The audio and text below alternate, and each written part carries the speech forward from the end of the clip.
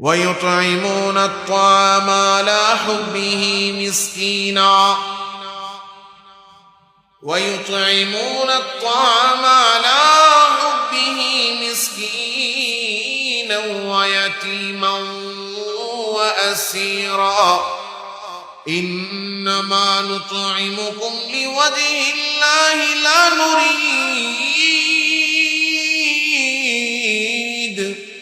لا نريد منكم جزاء ولا شكورا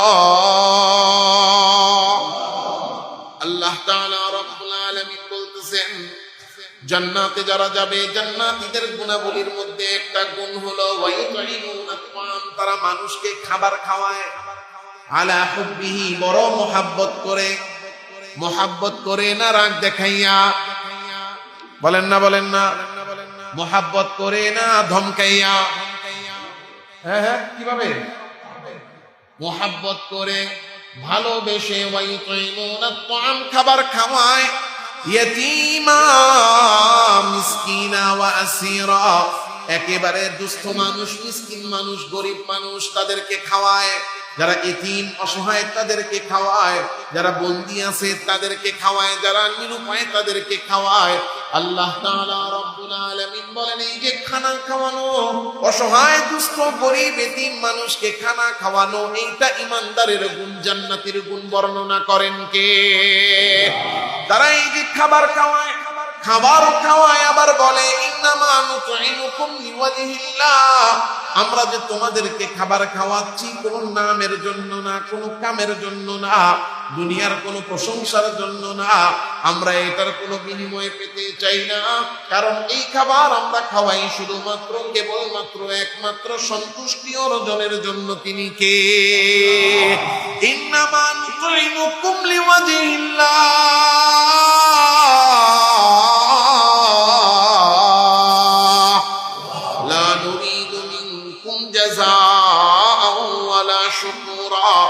এই যে তোমাদেরকে খাওয়াইলাম এটার কোনো বিনিময়ও চাই না, তোমাদের কাছে কৃতজ্ঞতাও চাই না।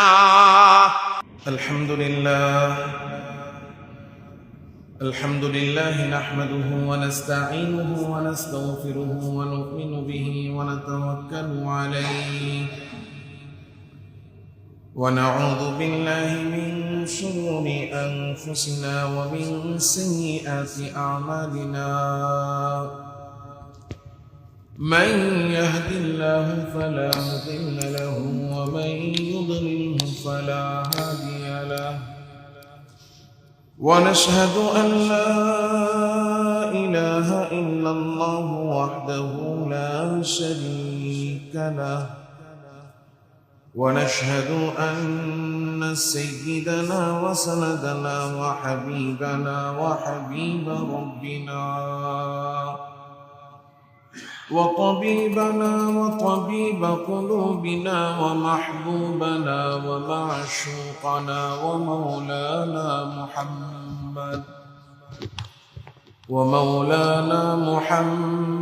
محمدا عبده ورسوله الذي أرسله الله تعالى بالحق بشيرا ونذيرا وداعيا إلى الله بإذنه وسراجا منيرا.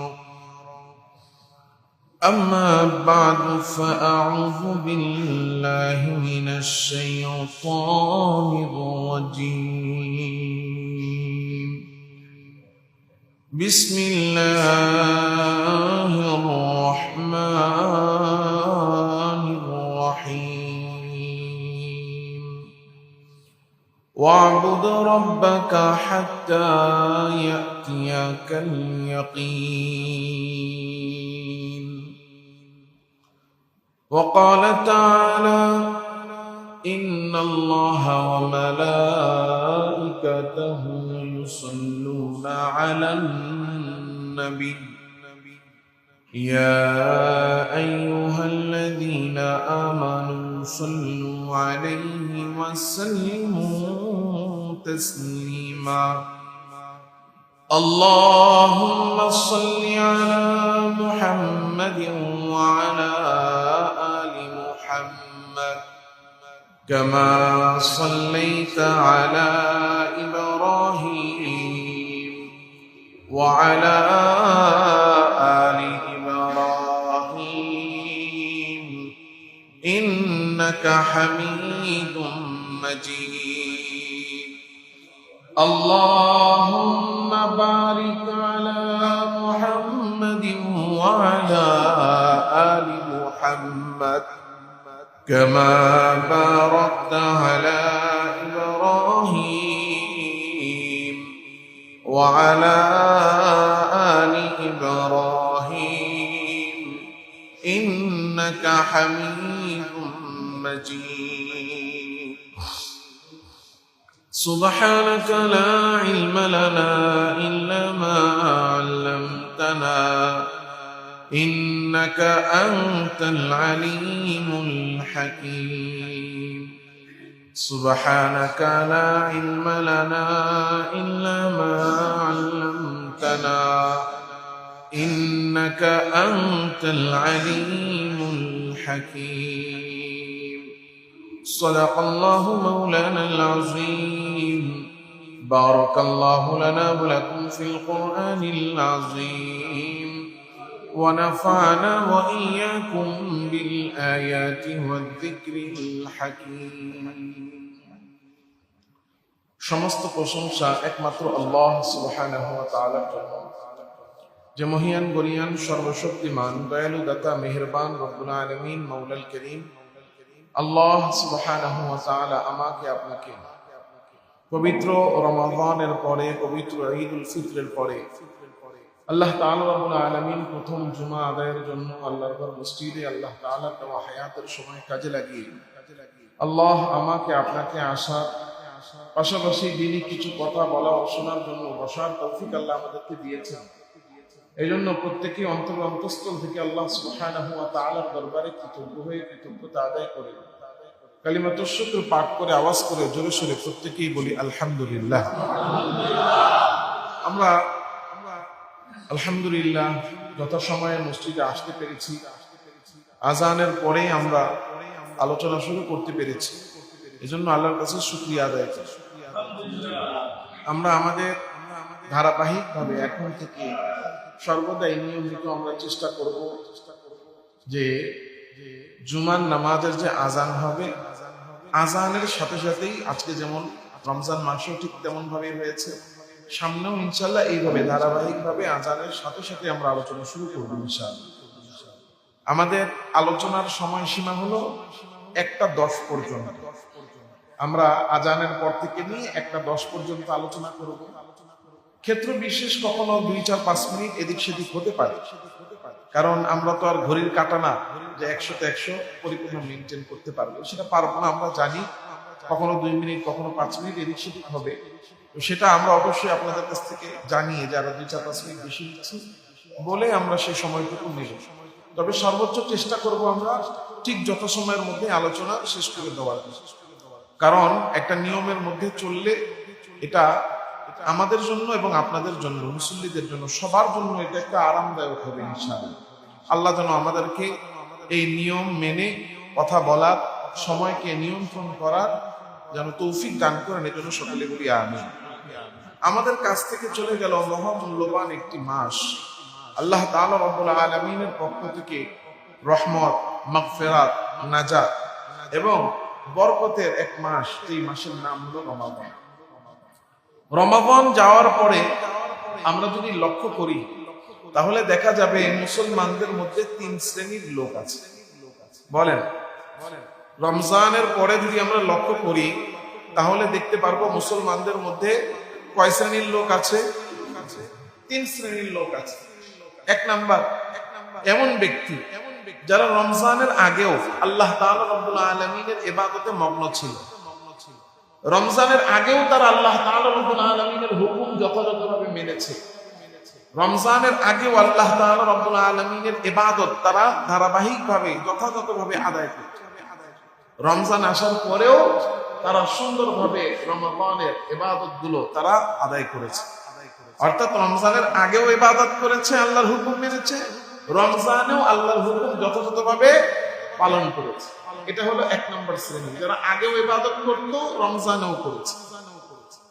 দ্বিতীয় একটা শ্রেণী, যে তারা রমজানের আগে আল্লাহ তাআলা রাব্বুল আলামিনের হুকুমগুলো যথাযথভাবে পালন করে নাই, নামাজ ঠিক মতো পড়ে নাই, সত্য কথা বলার মধ্যে গাফলতি করেছে, হালাল হারামে গাফলতি করেছে। অর্থাৎ রমজানের আগে আল্লাহ তাআলা রাব্বুল আলামিনের ইবাদতে মশগুল ছিল না, কিন্তু রমজান আসার সাথে সাথে তারা ইবাদতে মগ্ন হয়ে গেছে। তাহলে দ্বিতীয় শ্রেণী হলো যে আগে ইবাদত করে নাই কিন্তু রমজানে ইবাদত করেছে, রমজানের আগে ইবাদত করে নাই, রমজানে ইবাদত করেছে। তাহলে 1 নম্বর শ্রেণী যারা রমজানের আগেও ইবাদত করতো, রমজানেও ইবাদত করেছে। দ্বিতীয় শ্রেণী যারা রমজানের আগে ইবাদত করে নাই, করতো না, গাফলতি করতো, কিন্তু রমজান আসার পরে তারা আল্লাহ তাআলার সব হুকুমগুলো মানা শুরু করেছে। আগে 5 ওয়াক্ত নামাজ ঠিক মতো পড়ে নাই, কিন্তু রমজান শুরু হওয়ার সাথে সাথে 5 ওয়াক্ত নামাজ ঠিক মতো পড়েছে। রমজানের আগে আল্লাহর জিকির আজকারের সময় ব্যয় করে নাই, রমজান আসার সাথে সাথে জিকির আজকার তিলাওয়াতের সময় ব্যয় করা শুরু করেছে। তাইলে দ্বিতীয় শ্রেণী হলো যে আগে ইবাদত না করলেও রমজান আসার কারণে তার মধ্যে ইবাদত বেড়ে গিয়েছে, তার মধ্যে আমল বেড়ে গিয়েছে। তৃতীয় একটা শ্রেণী আছে, সেই শ্রেণী রমজানের আগেও আল্লাহর হুকুম মানে নাই, রমজান আসার পরেও তারা আল্লাহর ইবাদত করে না। রমজানের আগেও আল্লাহর হুকুম মানে নাই, রমজান আসার পরেও আল্লাহর ইবাদত শুরু করে। তাহলে 1 নম্বর শ্রেণী আগেও ইবাদত করেছে, রমজানেও ইবাদত করেছে। দ্বিতীয় শ্রেণী আগে করে নাই কিন্তু রমজান আসার পরে তারা ইবাদত করেছে। তৃতীয় শ্রেণী আগে তো করে নাই, রমজান আসার পরেও তাদের মধ্যে কোনো পরিবর্তন হয় নাই, তারা ওই আগে যেরকম রমজানেও সেরকম, কোনো ইবাদত তারা করে না। আমাদেরকে হিসাব করতে হবে, আমাদেরকে ক্যালকুলেশন করতে হবে, নিজেদেরকে নিজে মুহাসাবা করতে হবে যে আমি এই 3 শ্রেণীর মধ্যে কোন শ্রেণীতে আছি। আমি কি আগেও ইবাদত করেছি, রমজান আসলেও সেই ইবাদত চালু রেখেছি, নাকি আমি আগে করতাম না, রমজান আসলে করেছি, নাকি আমি ওই দলে যে কপাল পরা আগেও করে নাই, রমজান আসার পরেও তার মধ্যে বিন্দু পরিমাণ কোনো পরিবর্তন হয় নাই, আমি কোন দলে আছি? তো যদি আমি প্রথম 2টার মধ্যে থাকি, তাহলে তো আমি প্রথমটায় থাকলে আমি সবচেয়ে বড় সৌভাগ্যবান। আল্লাহ তাআলা রাব্বুল আলামিন আমাকে সর্ব অবস্থায় তার ইবাদতের জন্য আল্লাহ কবুল করেছেন, আগেও করেছেন, রমজানেও দিয়েছেন, এখনো আমাকে সেটা চালায়া যাইতে হবে। আল্লাহ আমাকে আগেও আল্লাহর হুকুম মানতে দিয়েছেন, রমজানেও হুকুম মেনেছি, এই জন্য আল্লাহর কাছে শুকরিয়া আদায় করা। 2 নাম্বার, যদি এমন হয়ে থাকে যে আমি রমজানের আগে ইবাদত করি নাই কিন্তু রমজান আসার কারণে আমার জীবনে পরিবর্তন হয়েছে, আমি রমজানে আল্লাহর হুকুম মেনেছি, তাইলে আমি আল্লাহ তাআলা রাব্বুল আলামিনের ইবাদতে পরিপূর্ণভাবে মগ্ন হই। রমজান যেভাবে কাটিয়েছি আল্লাহর হুকুমে, রমজানের পরের সময়টাও আল্লাহর হুকুমে আমি কাটানো শুরু করি। আর যদি আমি তৃতীয় শ্রেণীর কপাল পোড়ার দলে হই, যে রমজানের আগেও ইবাদত করি নাই, রমজানের পরেও আমি আল্লাহর ইবাদতে নাই, রমজানের মধ্যেও ইবাদতে নাই, তাইলে আমার জন্য ভয় আছে, আমার উচিত তওবা করা, ফিরে আসা, আল্লাহ তাআলা রাব্বুল আলামিনের ইবাদতের দিকে মগ্ন হওয়া। একজন নেককার বান্দা যিনি হবেন, তিনি সর্ব অবস্থায় আল্লাহ তাআলা রাব্বুল আলামিনের প্রতি কৃতজ্ঞ হবেন।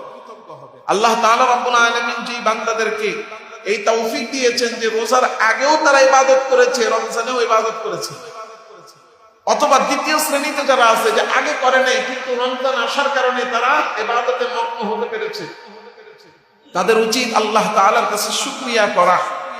আর এই শুকরিয়া আদায় হবে কিভাবে? যে রমজান মাসে আমরা যেইভাবে আল্লাহর ইবাদত করেছি, রমজানের পরেও এই ইবাদত গুলো আমাদের জীবনের মধ্যে ধরে রাখতে হবে। রমজানে আমরা সারাদিন না খেয়ে রোজা রেখেছি, এই রোজার শিক্ষা এটা আমার জীবনে রমজানের পরেও ধরে রাখতে হবে। রমজানে আমরা দীর্ঘ সময় দাঁড়িয়ে দাঁড়িয়ে নামাজ আদায় করেছি, এই নামাজের শিক্ষা আমাদেরকে রমজানের পরেও ধরে রাখতে হবে।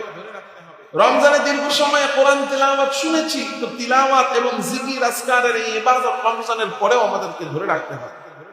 কারণ অনেকেই আমরা মনে করছি, বিশেষ করে দ্বিতীয় শ্রেণীতে যারা আছি, যে রমজানের আগে ইবাদত করি নাই, রমজানে ইবাদত করছি, আমরা মনে মনে ভাবি যে আরে রমজান মাস ইবাদতের মাস ছিল, ইবাদত করছি, রমজান শেষ, ইবাদত শেষ।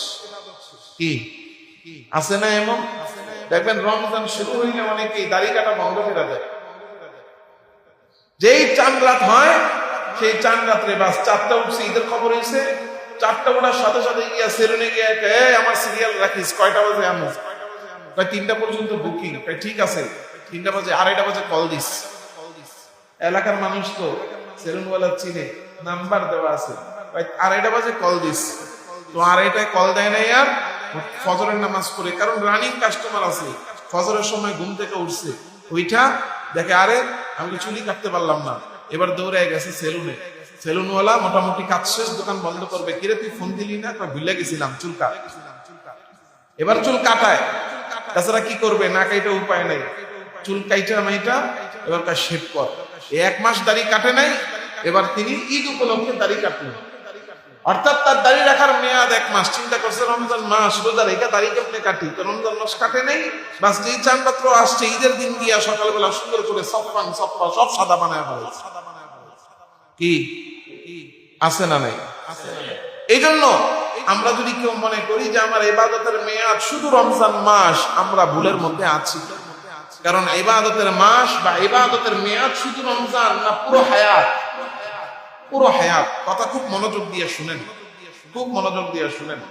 নিজেরা যদি ঠিকঠাক কথা বলেন, তাহলে তো আমার মনোযোগ নষ্ট হয়, কারণ আমি তো আপনাদের দিকে তাকাই। অনেকে কথা বলে, আমি তাকাইলে বন্ধ করে দেয়।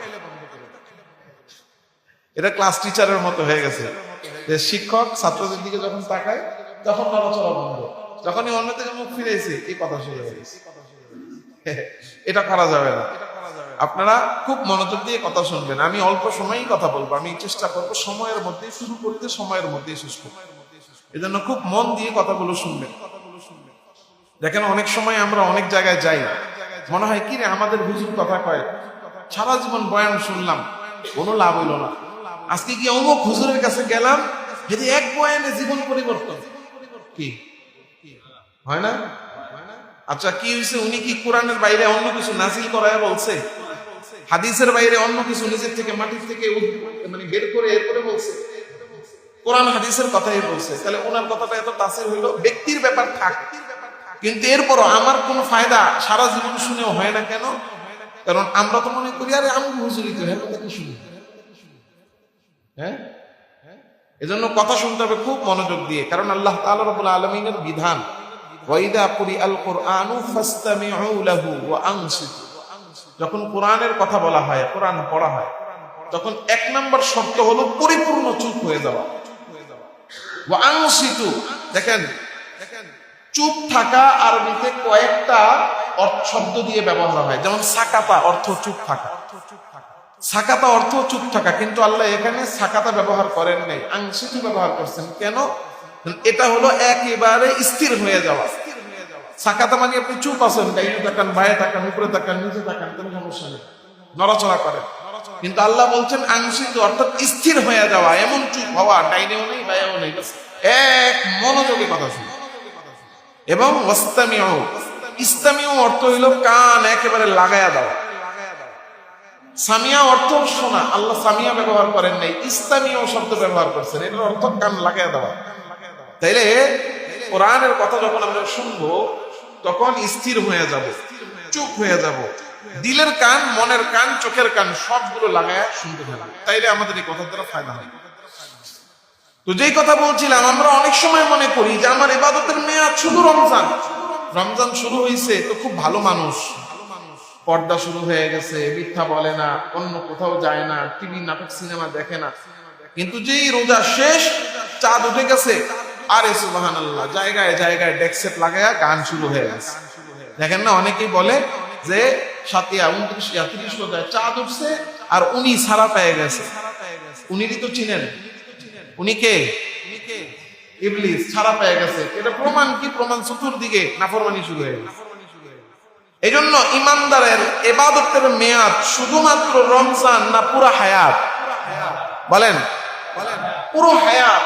কারণ আল্লাহ তাআলা রাব্বুল আলামিন আমাদেরকে হুকুম করেছেন ঈমান আনার পর থেকে, বালেগ হওয়ার পর থেকে, বালেগ হওয়ার পর থেকে একেবারে মৃত্যু পর্যন্ত ইবাদত করতে হবে কার? ওয়াবুদ রাব্বাকা হাত্তা ইয়াতিয়াকাল ইয়াকিন।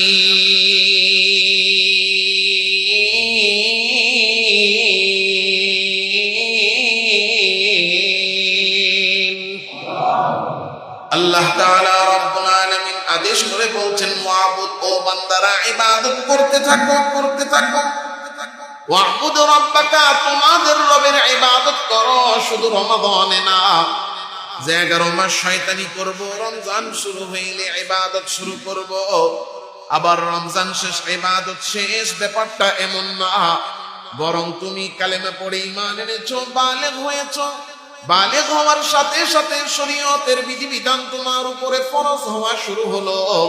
আর এই যে আল্লাহর হুকুম তোমার উপর আবশ্যকীয় হলো, এই বালেগ হওয়ার পর থেকে নিয়ে ইবাদত করতে থাকো হাত্তা ইয়াতিয়াকাল ইয়াকিন, আজরাইল আইসা তোমার জান কবজ করার আগ পর্যন্ত। কারণ মৃত্যু পর্যন্ত ইবাদত করতে হবে, ইবাদত করা ফরজ। জোরে বলবেন কার? তাহলে রমাদানে আমরা যে ইবাদত শুরু করেছিলাম, 5 ওয়াক্ত নামাজ, সেহরি খেয়া শরীর পেট ফুলা যায়, শরীর ভার হয়ে যায়, তবুও কয় থাক নামাজটা কইরা আসে, কষ্ট করে ফজরের নামাজটা ধরে ফেলছে, ইফতারটা করে শরীরটা ছেড়ে দেয়, মনটা চায় না তাড়াহুড়া করে যাব। অনেক সময় এমন হয় ইফতারিতে খাওয়া একটু কম বেশ হইলে মসজিদের নামাজে দাঁড়ায় রুকুতে গেলে অনেক সময় ভিতর থেকে চলে আসতে চায়, হয় না? এরপর নামাজটা পড়তে মসজিদে চলে আসে, ইফতারি অর্ধেক রাইখা আসে, অন্যান্য ইফতারি খায়, কয় মুড়িরা নামাজ পড়ে খামু। কেন? রমজান মাস, মাগরিবের নামাজটা জামাতে না পারলে হয়? আল্লাহ তাআলা রব্বুল আলামিন এই অভ্যাস আমাদেরকে করিয়েছেন। এখন রমজান শেষ, মসজিদও খালি, মুসল্লিও নাই। না, এটা নয়, বরং আমাকে আপনাকে ইবাদত করতে হবে মৃত্যু পর্যন্ত। তাহলে আল্লাহ তাআলা রব্বুল আলামিন আমাদেরকে যে রমজান দিয়েছিলেন, এই রমজান থেকে আমি কি পেলাম? এখন রমজানের পরে আমার করণীয় কি, সেটা আমাকে বুঝতে হবে। 1 নাম্বার, রমাদানে যেমন ভাবে আল্লাহর ইবাদত আমরা করেছি, মৃত্যু পর্যন্ত আল্লাহ তাআলা রব্বুল আলামিনের ইবাদত ধারাবাহিকভাবে আমাদেরকে বন্ধ করতে হবে না চালিয়ে যেতে হবে? 2 নাম্বার, এই যে রমাদান আমাদের থেকে চলে গেল, রমজান এসেছিল কেন? রমজান এসেছিল আমাদেরকে মুত্তাকি বানাতে, পরহেজগার বানাতে, সংযমী বানাতে। এই জন্য এই রমজানের পরে আমাদের জীবনটা সংযমী জীবন হতে হবে। কি জীবন হতে হবে? সংযমী জীবন হতে হবে। আমাদের জীবনে আমাদেরকে সংযম শিখতে হবে, বিরত থাকা শিখতে হবে, নিজেদেরকে গুটিয়ে নেওয়া শিখতে হবে, কোন জিনিস থেকে নিজেকে বাঁচাতে হবে সেটা আমাদেরকে শিখতে হবে। আল্লাহ তাআলা রব্বুল আলামিন তো বলেই দিয়েছেন, কুতিবা আলাইকুমুস সিয়াম লাআল্লাকুম তাত্তাকুন, তোমাদের উপর রোজা ফরজ করা হয়েছে যাতে তোমরা সংযমী হতে পারো। সংযমী হওয়া আল্লাহ তাআলা রব্বুল আলামিনের বিধান। এই সংযমটা করব কি থেকে? সংযম করব সমস্ত হারাম থেকে। সংযম করব কি থেকে? সমস্ত হারাম থেকে। সংযম করতে হবে মিথ্যা থেকে, সংযম করতে হবে ধোঁকাবাজি থেকে, সংযম করতে হবে সমস্ত হারাম উপার্জন থেকে, সংযম করতে হবে কবিরা সগীরা সমস্ত গুনাহ থেকে। যে ব্যক্তি গুনাহ থেকে বাঁচতে পারবে, গুনাহ থেকে বিরত থাকতে পারবে, যে ব্যক্তি আল্লাহর ভয়ে সমস্ত নাফরমানি থেকে নিজেকে বাঁচাতে পারবে, সেই আল্লাহ তাআলা রব্বুল আলামিনের কাছে প্রিয় বান্দা হতে পারবে। এছাড়া আর কোনো উপায় নাই আল্লাহর কাছে প্রিয় হওয়ার। এজন্য আল্লাহর রাসূল সাল্লাল্লাহু আলাইহি ওয়াসাল্লাম হাদিসে বলে দিয়েছেন, عن أبي هريرة رضي الله تعالى عنه قال قال رسول الله صلى الله عليه وسلم اتق المحارم تكن أعبد الناس।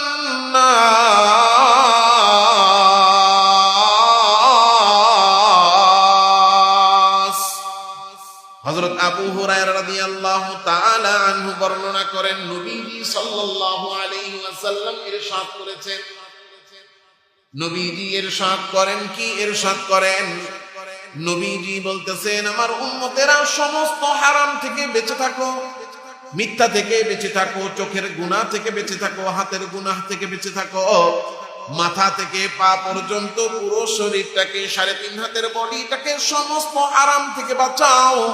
যখন তুমি হারাম থেকে সংযম করতে পারবা, হারাম থেকে বাঁচতে পারবা, গুনাহ থেকে বাঁচতে পারবা, তখন আবাদান নাস, আল্লাহর কাছে সবচেয়ে প্রিয় বান্দা হয়ে যাবা। আল্লাহ তাআলা রব্বুল আলামিনের কাছে প্রিয় বান্দা তারা দুনিয়াতে হারাম থেকে বেঁচে থাকে যারা। এজন্য আল্লাহ বলেন, ইন্না আকরামাকুম ইনদাল্লাহি আতকাকুম, তোমাদের মধ্যে আল্লাহর কাছে সবচেয়ে প্রিয় তারা যারা গুনাহ থেকে বেঁচে থাকে।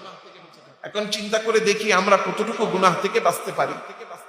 এই কথা আমি আগেও বলেছি, এখনো বলছি যে রমাদানের বিধান, রোজার বিধান আমাকে হালাল খাবার থেকে বিরত রাখতে পারে, কিন্তু রমজানের মধ্যেও রমজানের বাইরেও আল্লাহর হুকুম, আল্লাহর ভয় আমাকে হারাম থেকে বাঁচাইতে পারে। আমি মিথ্যা বলতেছি, হারাম করতেছি, আমি মিথ্যা বলে মানুষকে ধোঁকা দিয়ে এরপরে উপার্জন করতেছি, আমি ওজনে কম দিচ্ছি, 1 নাম্বার বলে 2 নাম্বার মাল দিচ্ছি, সিন্ডিকেট করে, জিম্মি করে এরপরে পণ্যের দাম বাড়াচ্ছে। হয় কি হয় না? মিথ্যা বলে এরপরে মানুষকে ধোঁকা দেয়, 10 টাকার জিনিস 30 টাকায় বিক্রি করতেছে, অথচ এটা 30 টাকা মূল্যে কখনোই বিক্রি হওয়ার নয়। এই যে মানুষের মধ্যে আল্লাহ তাআলা রব্বুল আলামিনের বিধান মেনে হারাম থেকে বাঁচার ভয় নাই, এটা প্রমাণ করে আমি যে রোজা রাখছি এটা আল্লাহর জন্য হয় না। কারণ যে ব্যক্তি আল্লাহর জন্য রোজা রাখবে, রোজা মানে সংযম হওয়া। আল্লাহর রাসূল সাল্লাল্লাহু আলাইহি ওয়াসাল্লাম কেমন সংযমী হওয়া শিখাইছেন আমাদেরকে। হাদিসের মধ্যে এসেছে, রোজা অবস্থায় কারোর সাথে যদি কেউ ঝগড়া করতে আসে তো সে যেন অন্যকে বলে দেয়, ভাই তুমি আমার সাথে ঝগড়া করো না, আমি রোজাদার। অর্থাৎ রোজা অবস্থায় একটা ঝগড়া করব, সেই ঝগড়া থেকেও আমাকে বিরত থাকতে হবে। তাহলে রোজা অবস্থায় সমস্ত হারাম কাজ থেকে বিরত থাকা, রোজা অবস্থায় আমি হালাল থেকেও বিরত থাকছি, খাবার খাইনি। যদি আমি আল্লাহর জন্যই রোজা রেখে থাকি, তাহলে যেই আল্লাহর জন্য আমি রমজানের দিনে হালাল খাবার খাওয়া থেকে বিরত থাকলাম, রমজান ছাড়া বা রমজানের ভিতরে আমি ওই আল্লাহর জন্য আমি হারাম খাবার থেকে কেন বিরত থাকতে পারি? কেন আমি চুরি, ডাকাতি, দুর্নীতি, 2 নাম্বারি, মানুষ ঠকানো থেকে বিরত থাকতে পারি? যদি এইটাই হয়ে থাকে তাহলে বোঝা গেল আমার রোজা আল্লাহর জন্য হয় নাই। কারণ যে ব্যক্তি 1 মাস একটানা আল্লাহর জন্য হালাল থেকে বিরত থাকতে পারবে, সে 11 মাস আল্লাহর জন্য হারাম থেকেও বিরত থাকতে পারবে। এজন্য আমাদের দ্বিতীয় কাজ হলো সংযমী হওয়া। সমস্ত গুনাহ, সমস্ত হারাম থেকে নিজেদেরকে বিরত রাখতে হবে, সমস্ত হারাম থেকে নিজেদেরকে বাঁচতে হবে। 3 নাম্বার, পুরো রমজান আমাদেরকে যে শিক্ষা দিয়েছে সেটা হলো রোজাদার হওয়া। রোজা এর অভ্যাস আমাদেরকে তৈরি করা। দেখেন রমজান চলে গেছে, শাওয়াল মাস এসেছে। আল্লাহ তাআলা রব্বুল আলামিন এই শাওয়ালে আমাদের জন্য রোজার একটা অত্যন্ত ফজিলতপূর্ণ সুযোগ দিয়েছে। আল্লাহর রাসূল সাল্লাল্লাহু আলাইহি ওয়াসাল্লাম এই শাওয়াল মাস ছাড়াও সারা বছর বিভিন্ন রকম রোজা রেখেছেন। প্রত্যেক মাসে 3 দিন রোজা রেখেছেন। এরপরে জিলহজ মাসের প্রথম 9 দিনে এখানে রোজার ব্যবস্থা আছে, এগুলো আমরা আলোচনা ভবিষ্যতে করব। তবে এখন আমাদের জন্য যেটা আমল সেটা হলো শাওয়াল মাসের 6 রোজা। আমাদের আঞ্চলিকভাবে অনেকেই বলে সাক্ষী রোজা, বলে না? সাক্ষী রোজা বলে। এই যে শাওয়াল মাসে আল্লাহ রাসূল সাল্লাল্লাহু আলাইহি ওয়াসাল্লাম আমাদেরকে যে আমল দিয়েছেন, ঈদ পরবর্তী এই মাসে আমাদের একটা আমল হলো কি করা? 6টি নফল রোজা রাখা। এই 6টি নফল রোজা শাওয়াল মাসে। তাহলে শাওয়াল মাসের আজকে হলো কয় তারিখ? 1 তারিখ ঈদ, অর্থাৎ গত শনিবার ঈদ হয়েছে। তাহলে শনিবার ঈদ হলে আজকে কয় তারিখ? 7 তারিখ না 6 তারিখ? 7 তারিখ। তাহলে এই শাওয়াল মাসের মধ্যে তাহলে আরো প্রায় 23 দিন আছে। এই 23 দিনের মধ্যে যারা জানতেন রোজা রাখা শুরু করেছেন তারা তো করেছিলেন, যারা জানতেন না শুরু করেন নাই তারা শুরু করবেন, বা আগামী 23 দিনের মধ্যে অর্থাৎ শাওয়াল মাসের মধ্যেই এই 6 দিনের রোজা কমপক্ষে রাখা। কয়টি রোজা?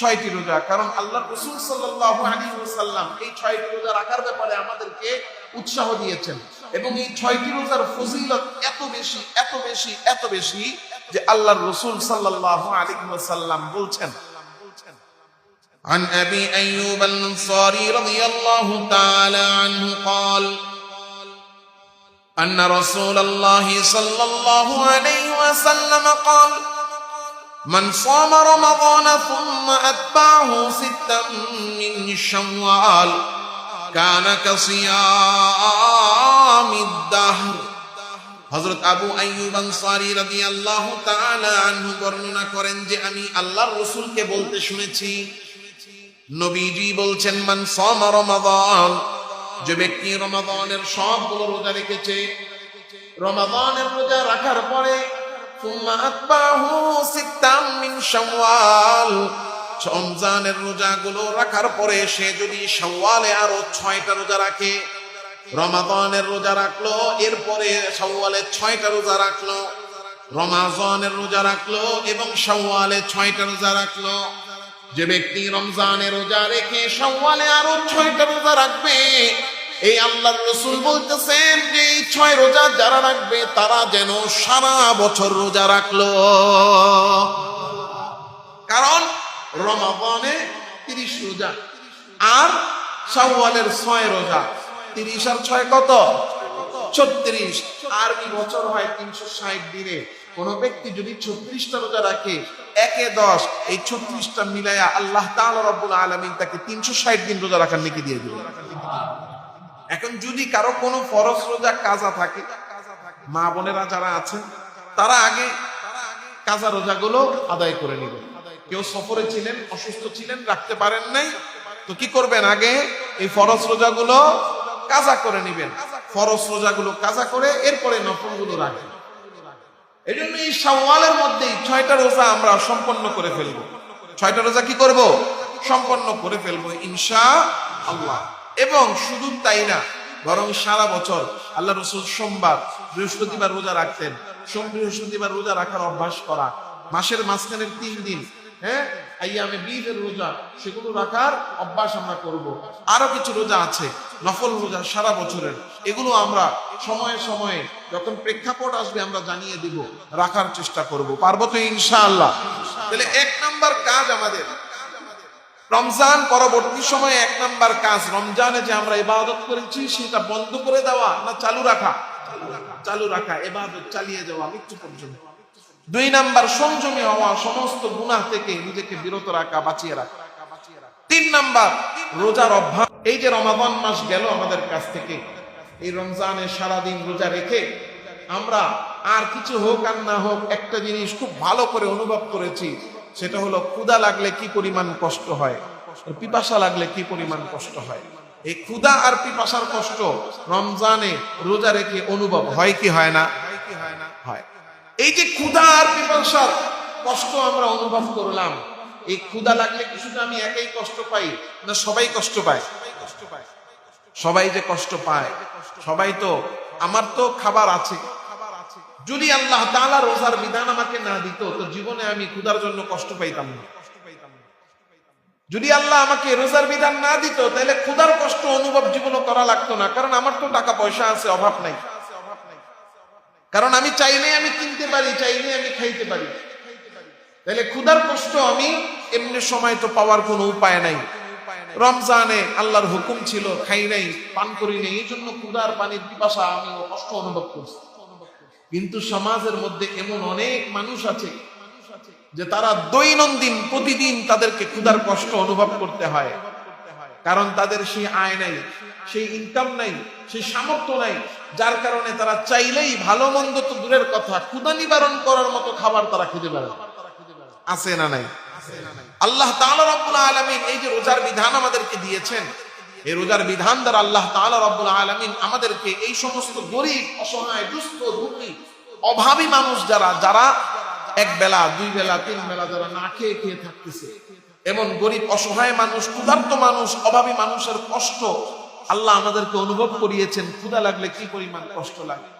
সুতরাং রমজান শেষ, রমজানে তো আমরা নিজেরা রোজা রেখেছি বলে নিজেদের ক্ষুধার কষ্ট অনুভব করেছি। ওই কথা স্মরণ করে রমজানের পরে যারা গরীব অসহায় আছে তাদের ক্ষুধার কষ্টটা যেন আমাদের অন্তরের মধ্যে যেন অনুভূতিকে জাগ্রত করে। কখনো যেন আমরা না ভুলে যাই যে আমাদের সমাজে কিছু মানুষ না খেয়ে আছে, তারা যে কষ্টে আছে, এই তাদের কষ্টের কথা যেন আমরা না ভুলে যাই। বরং এই রমজান থেকে আমরা শিক্ষা নিয়ে সমাজের মধ্যে যারা গরীব অসহায় আছে তাদেরকে আমরা যেন মেহমানদারি করি, তাদেরকে যেন আমরা খাবার খাওয়াই, তাদের ক্ষুধা যেন আমরা নিবারণ করি। মানুষকে খাওয়ানো, মানুষের ক্ষুধা নিবারণ করা, এটা কত বড় নেকি, কত বড় আমল, কত বড় ইবাদত। আল্লাহ তাআলা রব্বুল আলামিন ইমানদার এবং জান্নাতি, বলেন ইমানদার এবং জান্নাতি যারা হবে তাদের গুণাবলী কি হবে, মানুষ কি কি কারণে জান্নাতে যাবে, সূরাতুদ দাহরের মধ্যে আল্লাহ বর্ণনা করেছেন। 29 নম্বর পারা সূরাতুদ দাহর, দাহরের 8 এবং 9 নম্বর আয়াত। আল্লাহ তাআলা রব্বুল আলামিন যে সমস্ত মানুষ জান্নাতে যাবে, জান্নাতে কেন যাবে, জান্নাতে যাবে কি কি গুণের কারণে, এই জান্নাতে যাবে কি কি গুণের কারণে, সেই গুণগুলো আল্লাহ বর্ণনা করতে যে আল্লাহ তাআলা বলছেন। অনেক সময় এমন হয় আমরা কারো কোনো উপকার করার পরে, কাউরে একবেলা খাওয়ানোর পরে আমরা কষ্ট পাই। কেন কষ্ট পাই? তারে খাওয়াইলাম, সে একটা বার আমার একটা ধন্যবাদও দিল না। কথা বলেন না? একটা বার কইল না যে আপনি খাওয়াইছেন যে খাইতে পারবো না। এই যে কৃতজ্ঞতা বোধ নাই, এজন্য আমরা অনেক সময় কষ্ট পাই।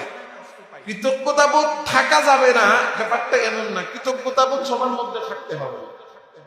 আমাকে কেউ কোনো উপকার করলে তারে একবার জাযাকাল্লাহ, আল্লাহ আপনাকে উত্তম বিনিময় দান করুন। কেউ আমার উপকার করলে যে হ্যাঁ ওনার দ্বারা আমার উপকার হয়েছে, এটা বলা এটা আমার নৈতিক দায়িত্ব। কারণ মাল্লাম ইয়াশকুরিন্নাস লাম ইয়াশকুরিল্লাহ, যে ব্যক্তি বান্দার শুকর আদায় না করে সে আল্লাহর শুকরিয়া কেমনে আদায় করবে? দেখেন, বান্দা যদি আমার কোনো উপকার করে সেটা আমি হ্যান্ড টু হ্যান্ড সঙ্গে সঙ্গে দেখতেছি। উনি আমার খানা খাওয়াইলে এটা উনি নিজ হাতে বৈশা আমার খানা খাওয়াইতেছে, আমি দেখতেছি।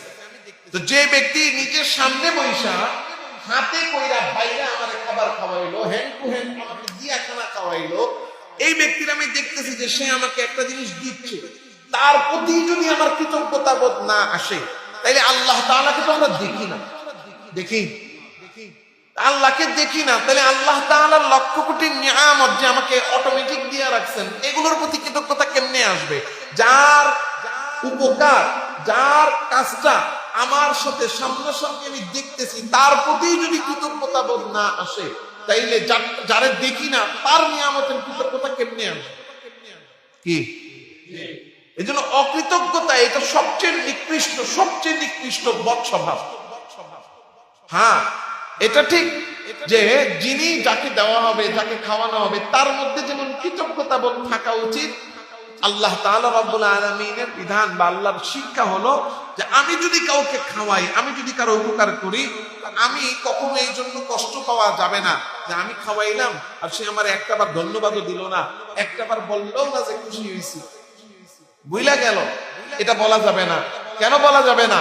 কারণ আমি যদি তার কাছে ধন্যবাদ পাওয়ার জন্য তারে খাওয়াইয়া থাকি, মানুষের কাছে বাহবা পাওয়ার জন্য যদি খাওয়াইয়া থাকি, তাইলে ঠিক আছে, আমি আফসোস করতে পারি। কিন্তু এই খাওয়ানোর বিনিময় যদি আমি আল্লাহর কাছে চাই, তাইলে কোনো আফসোস করা যাবে। কারণ আমি খাওয়াইছি কার জন্য? যদি আল্লাহর জন্য খাওয়াই, তাহলে এটার বিনিময়, এটার প্রতিদান আমাকে দিবেন কে? আল্লাহ বলেন। এই যে এই মানসিকতা নিয়ে, এই মনোভাব নিয়ে আল্লাহর কাছেই শুধুমাত্র পাওয়ার জন্য, লিওয়াজহিল্লাহ, আল্লাহর জন্য যারা মানুষকে খাওয়ায়, আল্লাহ তাআলা রব্বুল আলামিন বলছেন আল্লাহ তাদেরকে জান্নাতে জায়গা করে দিবেন। খানা খাওয়ানো এটা জান্নাতে যাওয়ার সবচেয়ে সহজ আমল। খানা খাওয়ানো, মানুষকে খাওয়ানো, এটা জান্নাতে যাওয়ার সবচেয়ে সহজ আমল। বলেন, সবচেয়ে সহজ আমল। এখন গরিব দুঃখী অসহায় মানুষের তো খাওয়ায় না। আজকেও জুমার আগে উপরে আমি রেডি ওযু করে মোবাইলটা হাতে নিছি, ফেসবুকে ঢুকছি, এক মসজিদের ইমাম সাহেব পোস্ট করেছে, এটা আমি স্ক্রিনশট দিয়ে রেখে দিছি, যে পুরো এলাকা মানুষজন, কত ঘরে ঘরে ভালো মন্দ রান্না হয়েছে। আমি ইমাম সাহেব ঈদের নামাজ পড়াইয়া ছুটিতে যাই নাই, মসজিদে রয়ে গেছি সারাদিন, মসজিদে খাইছি না না খাইছি কেউ খবর নেয় নাই, সারাদিন না খাওয়া। কি এরকম আমাদের মধ্যে আছে না? মানে আমাদের মধ্যে, এই মসজিদের কথা বলছি না, বিভিন্ন আমাদের সমাজগুলোতে, সমাজের মধ্যে, আমাদের এই দেশের মধ্যে, আমাদের এই শহরের মধ্যে এমন মসজিদের সংখ্যা কম না বেশি? সবাই মনে করে আমার দায় নাই, আমার কোনো দায়িত্ব নাই, আমার কি দায়, আমার কি দায়িত্ব, আমি কেন করবো, আমি কেন খবর নেব? হ্যাঁ, দায় আমাদের কারো নাই, কিন্তু যদি কেউ দায়িত্ব নেই তার জন্য ফজিলত আছে না নাই? দেখেন, মানুষকে খানা খাওয়ানো এটা কত বড় ইবাদত, কত বড় ইবাদত, কত বড় ইবাদত। আল্লাহর রাসূল সাল্লাল্লাহু আলাইহি ওয়াসাল্লাম বলছেন, عن عبد الله بن عمرو رضي الله عنهما قال قال رسول الله صلى الله عليه وسلم وأطعموا الطعام وصلوا الأرحام وصلوا بالليل والناس نيام تدخلوا الجنة بسلام. নবীজি বলেন চার গুণের কথা। বলেন কয় গুণ? কয়টা গুণ? কয়টা? ওই যে বলেন তো কয়টা? চারটা গুণ। নবীজি বলেন চারটা গুণ অর্জন করো। এক নাম্বার আফসুস সালাম, মানুষকে সালাম দাও। কি দাও? সালাম দাও। সালাম দেওয়ার অভ্যাস করো। এক, নবীজি বলেন আফসুস সালাম, সালাম দাও। দুই নাম্বার মানুষকে আতআইমুত তাআম, মানুষকে খানা খাওয়াও, মেহমানদারির অভ্যাস করো, খাওয়ানোর অভ্যাস করো। এখন যত দিন যাচ্ছে খাওয়ানোর অভ্যাস উঠে যাচ্ছে। কেউ কাউরে খাওয়াইতে চায় না। খাওয়াইতে চায় কারে? শুধুমাত্র যারে খাওয়াইলে দুনিয়াবি লাভ আছে, আল্লাহর জন্য খাওয়াইতে চায় না। এরে খাওয়াইলে একটা কাজ পাওয়া যাবে, এরে খাওয়াইলে ব্যবসাটা ভালো হবে, এরে খাওয়াইলে পেমেন্টটা পাওয়া যাবে, এরে খাওয়াইলে এই এলাকার মধ্যে নিতাশা, এরা যদি বাসায় একবার দাওয়াত দিয়ে খাওয়াইতে পারি, এমন খাউনটা দিমু সারা জীবন যেন মনে রাখে যে আমি তারে কি খাউনটা দিই। কথাটা এলাকার এমপি সাহেব উনি যদি খালি আসে তাইলে এমন বাজার করব, কানাম খাসি লাগা বড় দেখা 12, 15, 20 কোটি, যত বড় পাঁচ নদীর পাঙ্গাস, নদীর বোয়াল, নদীর আইর নিয়ে আইনা বড় পিস একবারে সামনে দিবে।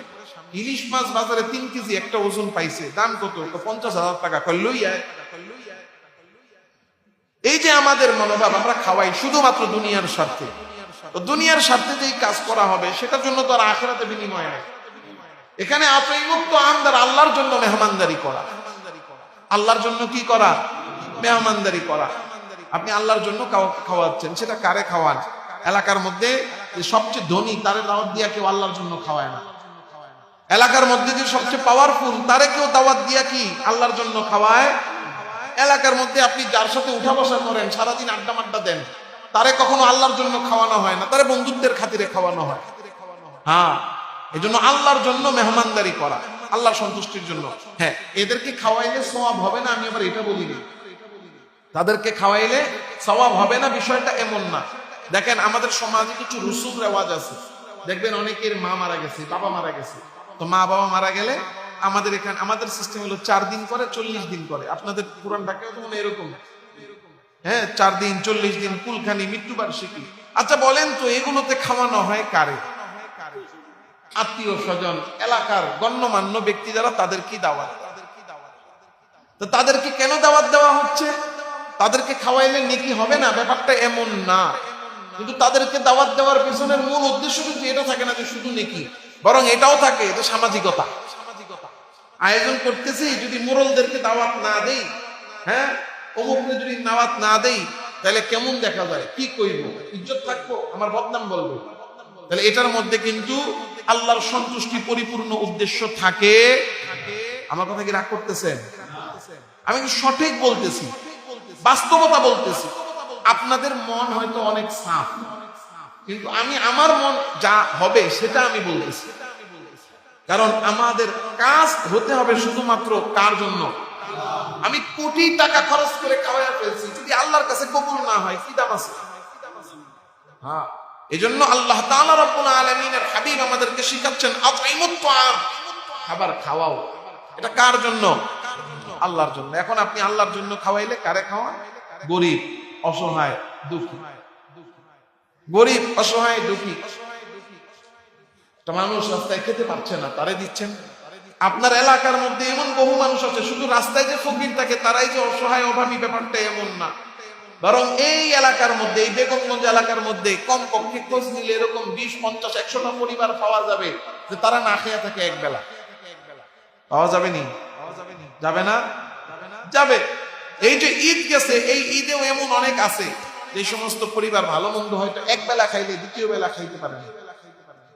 তাদেরকে খুঁজা খুঁজা বের করা। আমরা এই জন্য ফিতরার বয়ান এত কঠোর ভাবে বলেছি, এত ভেঙে বলেছি। আমার মনে হচ্ছে যে, আমি জানি না, এরপরও অনেকে হয়তো বুঝে নাই, বুঝলেও গুরুত্ব দেয় নাই। কি বুঝলেও গুরুত্ব দেয় নাই। শুনছে ঠিক, শুনে গেছে, এক কান দিয়ে শুনছে আর এক কান দিয়ে বের হয়ে গেছে, গুরুত্ব দেয় নাই।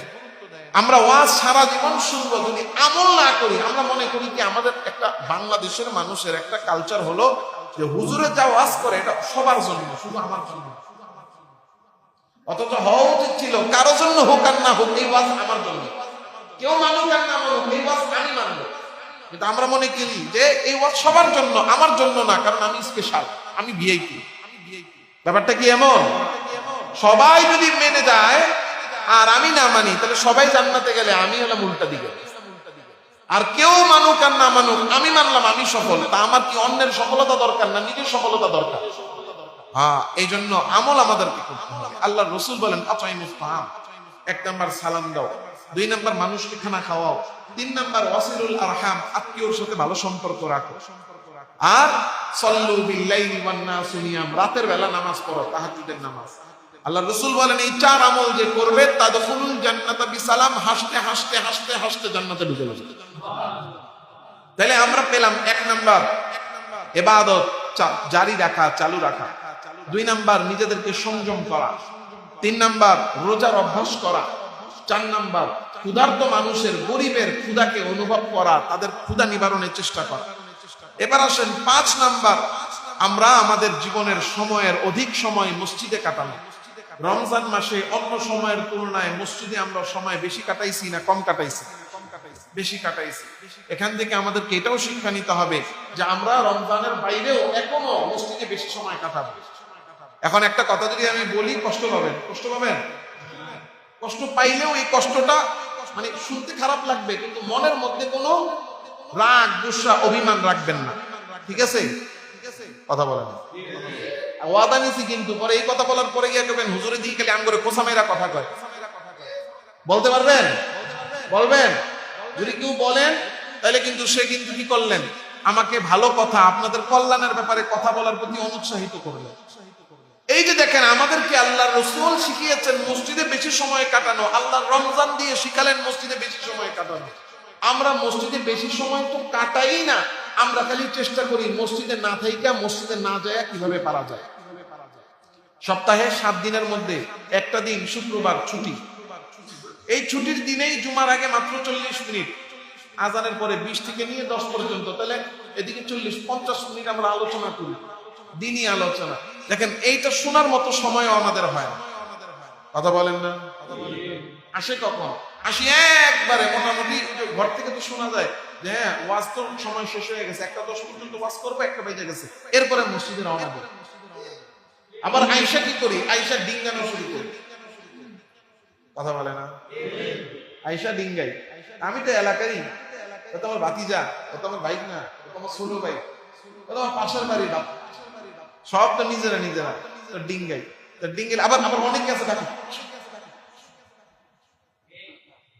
আপনি তো ডাকলেন, আপনার ডাকাটা কি এটা কি শরীয়ত সম্মত হয়েছে না গুনাহ হয়েছে, এটা আপনি জীবনে চিন্তা করছেন? মনোযোগ না, মনোযোগের হিসাব তো ভিন্ন। এই যে মসজিদের মধ্যে, মসজিদের নিয়ম কি, যিনি আগে আসবেন তিনি সামনে বসবেন। কি বাদশা হোক, গোলাম হোক, মুচি হোক, মেতর হোক, আর বিচারক, আর উকিল হোক, আর ডাক্তার হোক, আর ইঞ্জিনিয়ার হোক, মসজিদ আল্লাহর ঘর। ভেদাভেদ আছে না সমান? যে আগে আসবে তিনি আগে বসবেন।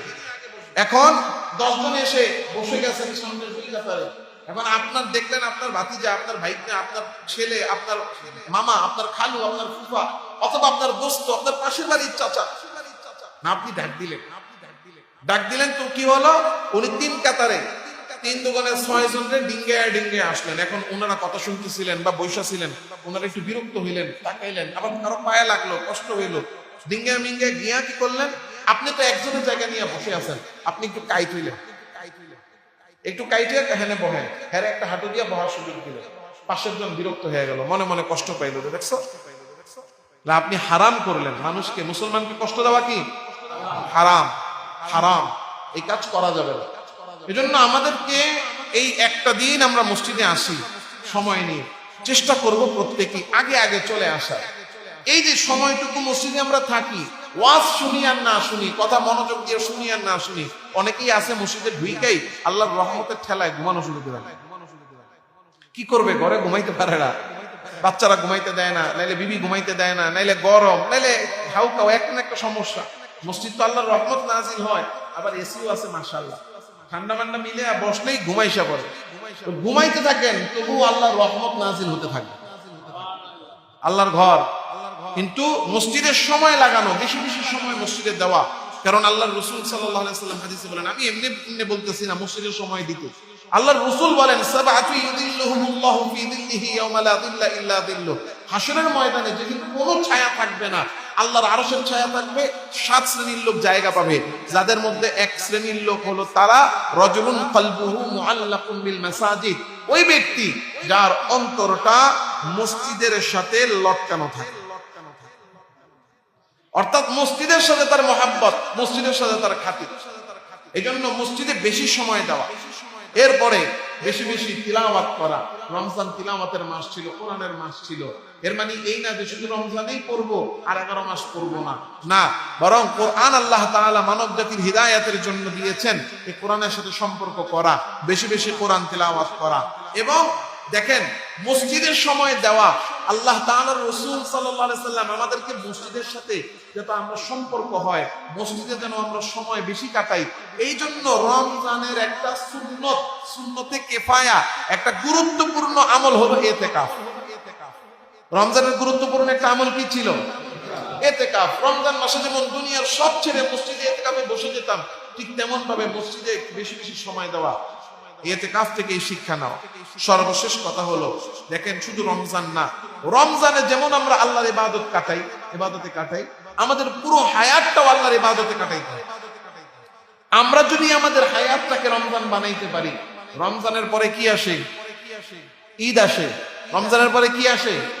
ঈদ আসে। তাহলে আমাদের হায়াতটাকে যদি আমরা রমজান বানাইতে পারি, তাহলে আমাদের মুডটা হয়ে যাবে ঈদ। আমাদের হায়াতে রমজান বানাইতে পারলে আমাদের মৌত কি হয়ে যাবে? ঈদ হয়ে যাবে। ঈদ কি আনন্দের না কষ্টের? হ্যাঁ, তাইলে আমাদের মৃত্যু আর কষ্টের হবে না।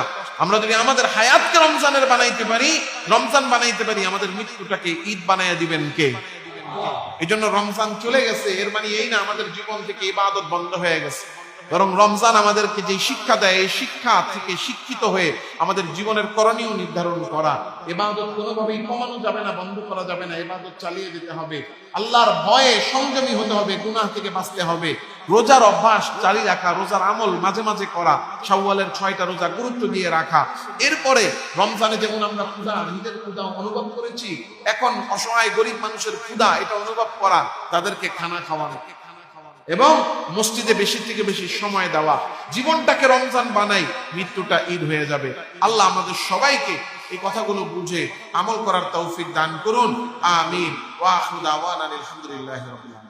Presents by Kuakata media centre. হক্কানি আলেমদের নিত্য নতুন ভিডিও পেতে আমাদের চ্যানেলটি সাবস্ক্রাইব করুন। কুয়াকাটা মিডিয়া সেন্টার, ইসলামিক বিনোদনের বিশ্বস্ত সঙ্গী।